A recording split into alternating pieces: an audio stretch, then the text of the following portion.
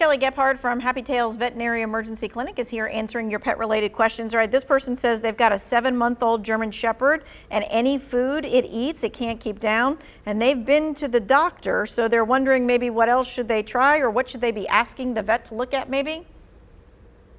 That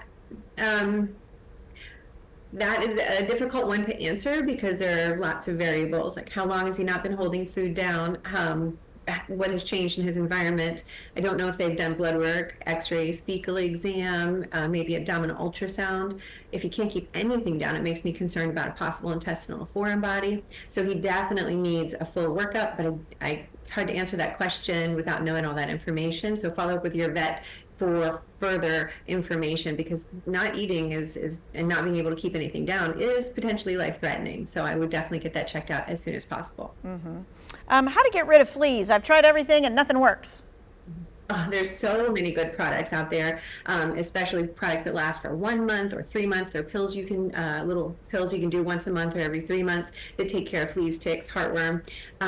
And getting rid of fleas can be a really challenging problem because the flea life cycle is every 3 weeks from eggs to adult.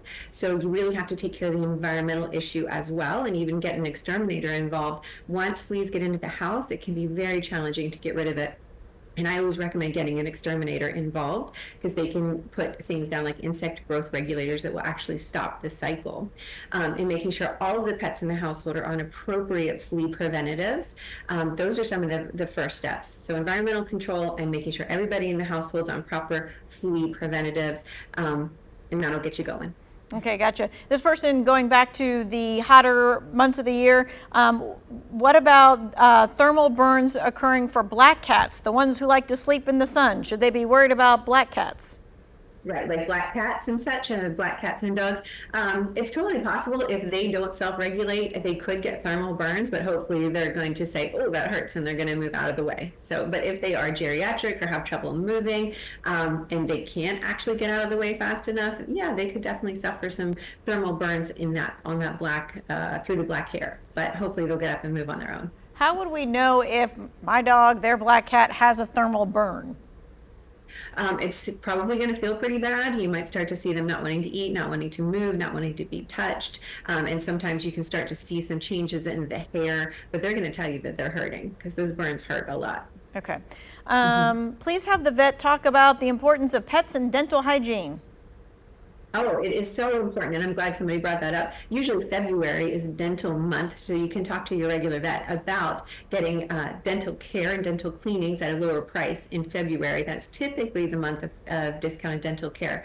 But just like people, dental health is essential for cats and dogs because it can lead to secondary problems if they have really bad dental disease. Besides just oral pain, dental infections, tooth root abscesses, not wanting to eat, it can lead to a bacterial shower where all that bacteria gets into the bloodstream and then causes secondary problems with the heart, lungs, kidneys, and other organs. So dental health is so important for overall systemic health, and just quality of life as well, because tooth pain is no fun and nobody wants to have that, and then they don't want to eat and it leads to other problems.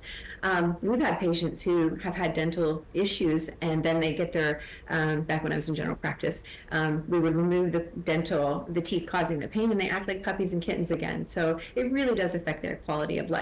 So does that mean we should be like brushing the dog's teeth? I mean, my dog's an avid chewer. Do I need to worry about that? All dogs are individual. I think if, realistically, they say we should brush our pet's teeth every day. I don't think that that's a realistic thing to achieve. I can't do it myself. So, I think if you're brushing your pet's teeth a couple times a week, I think that's stellar. And there are additives that you can talk to your regular vet about that you can add to the water that may help. Good, appropriate dental chews for your pet is a good option because it'll continue to get that friction to break up the plaque and the calculus.